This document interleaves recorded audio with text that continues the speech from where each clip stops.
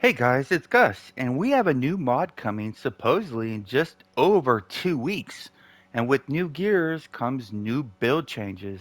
So I thought it might be a good time to touch up on builds and why it's so hard to make builds. But first, let's do a quick flashback to December 2021 or 2020. So that was when they did the combat rework, and the goal of the combat rework was to make it easier to understand your stats, to make item level more accurate of what your character can do, and to keep options creative for mid-max builds. Well, I'm going to argue that every single part they hit on that is completely wrong, with the one asterisk being next mod with the new Masterwork recharge speed kit. I'm really looking forward to that, what that can do. But let me show you why. I'm wearing the flashiest build possible, and I'm gonna tell you this build is pure shit. I left one piece of gear off just to show you, just to highlight what's going on. So we got this. Right now I have the Serene Hood of the Dragon Hunter equipped, but it's recommending I'm wearing the Exalted Maiden Assault Shroud. It says it in gold letters with a big old star next to it. It's recommended. The game suggests you wear this over the Serene Hood of the Dragon Hunter. I don't know if there's one single HR in the game who would believe this, but I'm going to do it because the game recommends I do it. Because I don't know what I'm doing, and the game says I should do it, I should do it. So now we got it equipped. Now I got this grossly inflated, overweight build, right? Let me redo that. And everything's like this really cool colors. That means it's extremely rare and sought after. So the game tells me to wear it, and it's flashy as hell.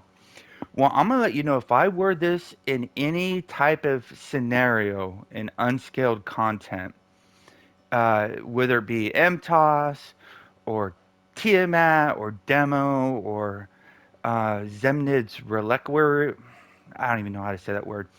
This wouldn't even make the board. No matter how good I played, it would not make the board unless there was only 5 DPS. And then you would see it'd probably do at most around half of what the top damage dealers were doing.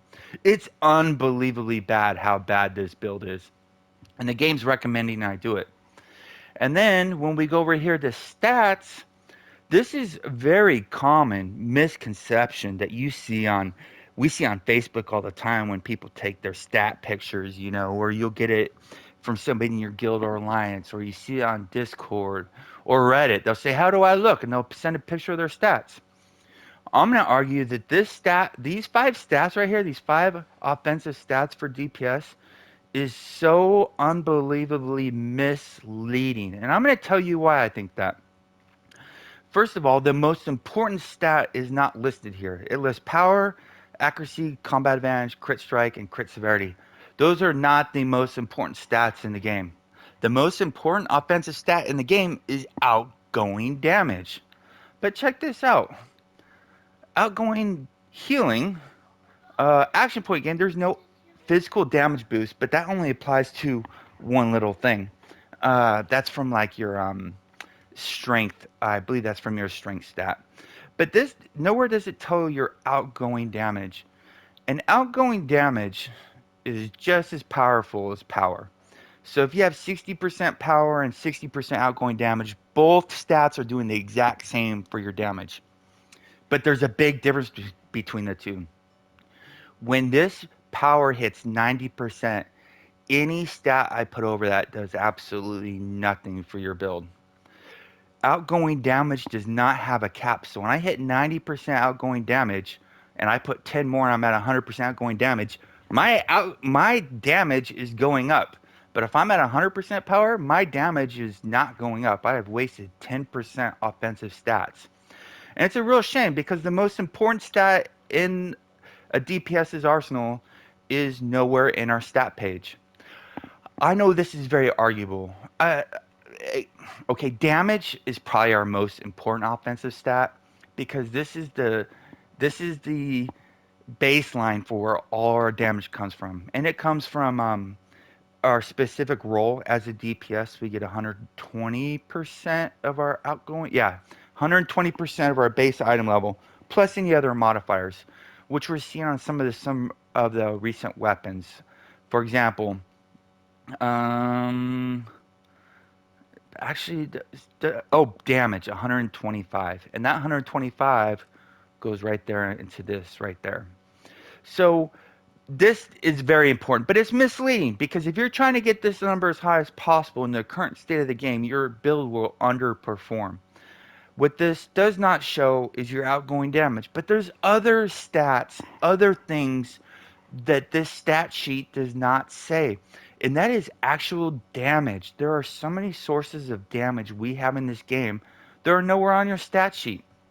For example, if I'm in a dragon hunt and I put on this, or if I'm in demo and I put on this demon slayer, this will do an additional 10% damage proc. It's great. People love it. I love it. Same with the dragon slayer. When you wear this, if you hit for 100k, it will do a 10k damage proc because it's an additional piece of damage. If it was 10% additional damage, it probably wouldn't be as good. Um, so we got, oh, I have two Rage of Flame. Why am I even worrying about this? So we have damage. For example, we could put on this Bile Thorn or Poison Thorn, and it does damage. Every time you hit, it does an additional damage tick. And that's actual damage. And you see a lot with their gears. You'll see people wearing three journals. And every time you crit, you get an additional proc of damage. Or the Demogorgon set. After 5 crits, every crit you do after that does an additional damage. Or the Mythalar set. Or the Ferocity, right? This is nowhere in your stats. But every time you do the additional hit, every time you hit, it does an additional hit. So these are not in your stats. And we also see it in the boons up here with did I pick the wrong one? Yeah, Bloodlust. It's dog shit, but it's still a damage source, right? And you also see it with the Maiden Rings, which I'm not wearing from MTOS. It's a small, minute part of damage, but it all goes into your overall damage. And those are nowhere in your stats.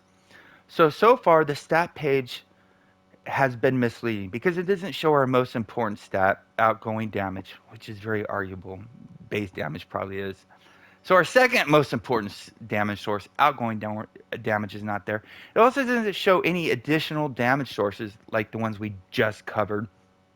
And you could have like 6 to 8 of those going off at one given time. It's phenomenal. And it's a considerable part of your build, and they're not being added on here. So again, you're misled by your stats. And oh, this is horribly misleading. You see this crit severity that I'm on right now, and it's green, right? Green intuitively means it's a good color. That means it's ripe. That means that's where you want it to be. Well, you don't want it to be there because green means you are over capped. I have 84 stats right now being wasted that I could put in any of these other categories that are under. Green is bad in Neverwinter. They don't tell you that. They lead you to believe it's good. This can be either green, orange, or red. If it's any of those colors, that's bad. And you'll see this. People will put a on Facebook. They'll put a picture of all their stats being green, right? And then you add it all up, and they're over by like 3,000 stats. You're like, oh shit. Should I tell them that they do not have an efficient build? It's probably an effective build, but it could be more effective because they're wasting stats. Uh, eh, Now what I just said could be somewhat argued because in the current state of the game, there are some classes right now that they just don't have room for everything. You're seeing it on like the Guardian Fighters, the Control Wizards, the Scourge Warlocks because they get additional stats from their class. TRs, I believe, get a whopping 2% offensive stats for their class. HRs get a whopping 2.5% stats for their class, and other classes are 10% or more. And I'm not dogging on them at all. I'm not hating. It's actually a challenge for them to effectively use all those stats the way the game is currently designed at endgame. And so, me, my personal philosophy is I don't want to waste a single stat when I make my build. If I'm wasting a stat and I can put that in defense, I'd rather put in defense than waste it in offense because that means I can play a little bit more aggressively. So now we got a system that intuitively tells you that these really fancy colors are what you want to get. And it's also recommending, it's telling you to equip these gears even though they are not ideal. The stat system is leaving out the most important stats in the game. They're giving you misleading colors telling you that you're good when you're not. So how do you make a good build? Because you just don't want to go waste 2 million AD or whatever amount testing something. So we have a number of sources. We have Rainer's character builder that gets updated regularly. Just Google Rainer character builder. It will be the first thing that pops up, and it is a godsend. Anything you change in there, and he has almost every gear in the game that's ever existed.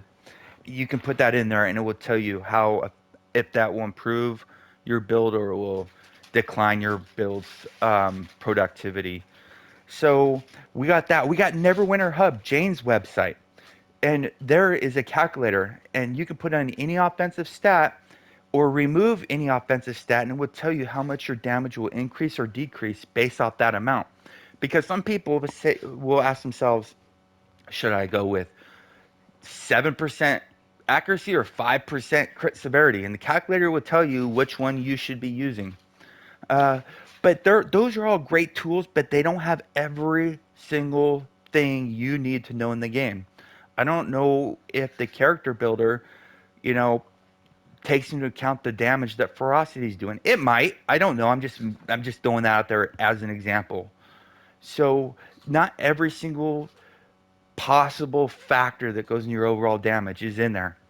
And then there's a stat that I'm recently working on. I took off the movement speed and went with action point because HRs have this really weird bug with their at will that's not giving us the AP it should be giving us. So it's very hard, if not impossible, to get your daily between every artifact call. And this helps overcome that obstacle. Not all the time, but it helps. Having these Weaver weapons does not help because we're losing 2.5% AP gain. But you are going to put your points into AP gain right here if you can. But I'm totally getting off the point. Apologies about that. Making a build is very hard. There is no tool that will tell you 100% what is absolutely best, but there are tools. We have the character builder by Rayner. We have Jane's calculator. We have our specific class discords, and there are some of the best people that play the classes are on there and will willingly give advice. But I believe everybody's advice is somewhat biased. It's based off of what they've experienced in their specific groups. Because there's no way one person's tested all the hundreds, if not billions, of possibilities out there. But it's a very good source to make a strong decision off of. And then we also got our alliances. You can find some people that you know are doing very well and ask them what you can do to improve yourself. I'm always recommending the MC weapons. The only reason I don't have them on is because I wanted to just grossly show you how bad this system is in Neverwinter that's recommending you wear these. These weapons are pretty good in a couple content in the game, but in most of the content, I don't recommend using them. And a lot of times in MGR, we don't use these if we're training a couple new people because we know we're going to take more damage than normal. And I know people could say, well, the faster you kill it, the less damage you're going to take. I got it. It's very dependent on the hoster. But if the hoster says go MC, I go MC. I don't give two shits. Actually, I'll put on MC unless they tell me to go Weaver. MC weapons are just such a good weapon set everywhere in the game because there's not one piece of content in this game I don't believe where a hoster will say, you're wearing MC, I don't want to invite you. I don't think that's ever going to happen. MC as a hoster, you really enjoy it when people wear those weapons because if you don't know everybody on that team, those MC weapons can really help overcome shortfalls on that team. Uh, so much on making builds, guys, and there's no answer. And I always try to put a build out, but every time I put a build out, 2 or 3 weeks later, we find some way to improve it. So they're a baseline. And I really appreciate the support on the past build videos. And I'll do my best to put out a really polished piece of work on the next build video until I have everything and tested a few times. But again, that's no guarantee it's going to be the best build possible. But I do try, and I never do it alone. It's always off the feedback we get from like the HR Discord as well as other people that I run within the Alliance. Please comment below if you have anything else about builds. Stay class, Neverwinter. See you soon.